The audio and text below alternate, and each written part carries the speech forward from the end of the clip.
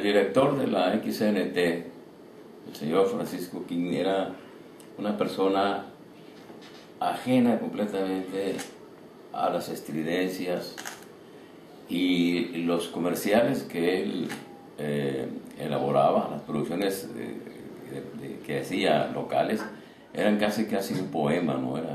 Manejaba el castellano a la perfección. Además, la programación general de la estación estaba grabada. Ahí no había errores, nunca se equivocaban porque todo estaba grabado. ¿Cómo grabado?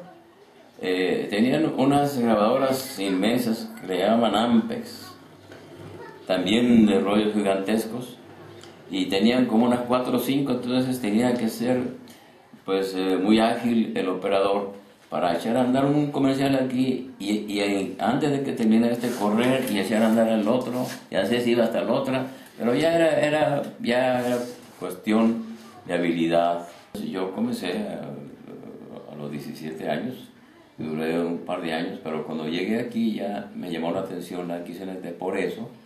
Además de la música, el 90% era música clásica y no había música popular. Entonces, afortunadamente conocí la familia del señor King en forma accidental también. Más que con decisión, con miedo, abrí la puerta donde estaba él, lo encontré en una máquina de escribir, esas Olivetti y demás. Estaba escribiendo un libro que se llamó El cisne sin alas. Y me dice, ¿qué es lo que pretende? Me dijo. Estar ahí. Estaba sentado él. Pues fíjese que le va a roncar el aparato, me dice. A ver, háblele a Francisco, un niño, hijo de él, que le graben al señor, a este joven, que le graben. Y yo voy a leer las grabaciones y entonces ya vamos a platicar. Yo ya tenía antecedentes de que era una persona de mucha personalidad, y era de la idea de ayer Francisco King, hoy Francisco King y siempre Francisco King. Así que aquí el que manda soy yo. Y después de 8 días fui con él. Digo, señor, ¿qué le pareció la grabación? Mire, mi hijo, usted tiende mucho a gritar. Además, sisea mucho y a veces atropella las palabras. Y también dice, tiene muchos matices parecidos a de la costa del Pacífico. Así le llaman, la costa del Pacífico, que muchos le dicen el macizo continental. Le digo, bueno, pues muchas gracias. No, espérese. Pero tiene una voz agradable, una voz que se puede perfeccionar. Le falta un poquito, porque hay que hacer un poquito así como de actuación, dice, ¿no? Nada más en el trabajo, porque si eso hacen en las familias de su casa o sus amigos, no lo van a soportar. Entonces, haga esto y esto, y me dio una receta. Y nunca volví a tener otra entrevista en este sentido con él, sino que un día hablan por teléfono Margarita y me dice mi hermano que voy a grabar un anuncio. El primer anuncio que grabé aquí fue en el año de 1959, de La Perla de la Paz. Era un programa que se llamaba 5 minutos con La Perla de la Paz. Y un anuncio de un juego de béisbol que se iba a llevar a cabo en la Ciudad de los Niños. Después ya me dio por inventar, producir programas y afortunadamente, y siempre estoy orgulloso de eso, de que todos los programas que hicimos en radio fueron exitosos. Primero había uno que se llamaba Música de Cabellos Largos, precisamente porque fue un triunfo, porque no había ese tipo de música aquí. Era la época de Led Zeppelin, del Kiss y de todos esos, ¿no? duró un tiempo con buena aceptación, pero después se me ocurre uno que se llamó Alta Tensión.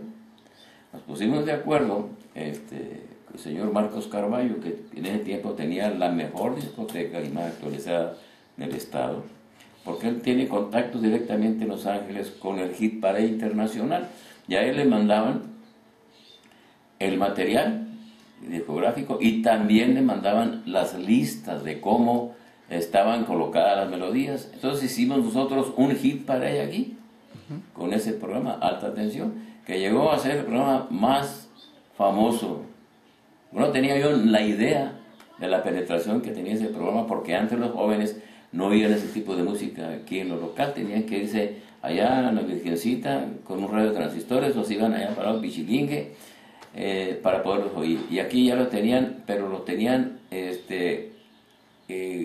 actualizados al 100%. En la época del Hotel California, Lluvia Primavera, Los Ayer, es un montón de artistas que había en el tiempo.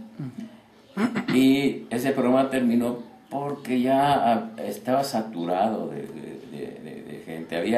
Había más gente pidiendo canciones que el propio tiempo, que era de 2 horas, de 10 de la noche a las 12 de la noche. Entonces se saturó de tal forma que...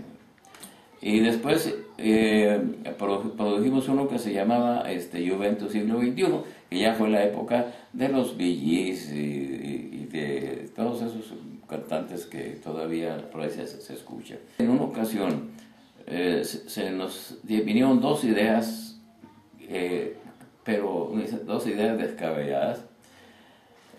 Una de ellas es hacer una tardeada con el nombre del programa Alta Tensión en El Rollo, pero en El Rollo cabrían como 200 personas y había cerca de 1500 que querían entrar, y se hizo un problema muy grande que fue a dar hasta la radio, y me dijo el señor Quino, o quite ese programa o se va a su casa. Total que el inteligente que era el señor vio que ese programa tenía mucho arraigo, entonces se hizo como que se le olvidó y ya seguí con el programa. La otra idea descabellada es que se nos ocurrió sacar una reina de todas las escuelas, sacar una reina de Alta Tensión, pero casi le llegaba 1 millón de votos y aquí había como 5,000 habitantes, ¿no? Entonces dijo el señor Guirao, esto es un fraude, es una burla, quítenme lo que vamos a hacer es hacer un concurso en televisión a ver cuál de las dos tiene más más inteligencia y bueno, pues ahí van las 2 muchachas. Contacto Directo fue un programa eminentemente popular que tuvo muchos logros de carácter social. La gente hablaba por teléfono y planteaba las situaciones, entonces ya dependiendo del que contestaba, daba seguimiento a esa nota. Una denuncia ciudadana en contra del secretario de, por ejemplo, de Comunicaciones y Transportes. Entonces, salía la denuncia y después se llamaba al secretario para ver si él tenía una respuesta sobre eso. Entonces, o sea que se entrevistaba la parte y la contraparte para que ella hubiera la opinión. Me llega una señora y me dice, oiga, fíjese que quisiera que me ayudaran, porque resulta que mi esposo fue acusado de asesinato y le vino una sentencia de 25 años. Él dice que pues, fue un accidente, fue una situación imprudencial, pero como eran muy influyentes los familiares de esta gente, pues lo metieron a la cárcel y duró, le vino la sentencia de 25 años. Entonces le digo, pues vamos a ver qué podemos hacer. Dice, mire, ya tenía una tienda, ya la vendí, teníamos unos carritos, ya andamos a pie, ya le pedimos prestados a todo medio mundo y todos los licenciados nos dicen que no se puede. Ahorita andamos vendiendo gelatinas y mis hijos están a punto de sacarlos de la escuela. Pues con esos argumentos, agarré el paquete de argumentos y se lo planteé al director de adaptación social en el estado. Y me dice, pues, es una señora, me dice, que viene y se sienta aquí afuera, y donde calcula más o menos que está su esposo, ahí está sentada todo el día, con la esperanza de oír que el señor estornude o que... Pues sí, dice que se está todo el día ahí. Sí, bueno, pues déjame ver qué podemos hacer. Pero me dijo, quiero que sepas que con todas las reservas del caso, este señor va a salir a las 7 de la mañana de aquí y va a regresar a las 7 de la noche, invariablemente.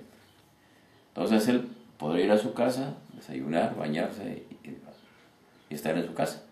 Pero no, este señor no lo hizo así, sino que el señor salió a las 7, se bañaba y se iba a buscar trabajo. Y consiguió trabajo en un despacho. Después la señora ya llegaba con una charola llena de gelatinas, por el favor, ¿no, señora?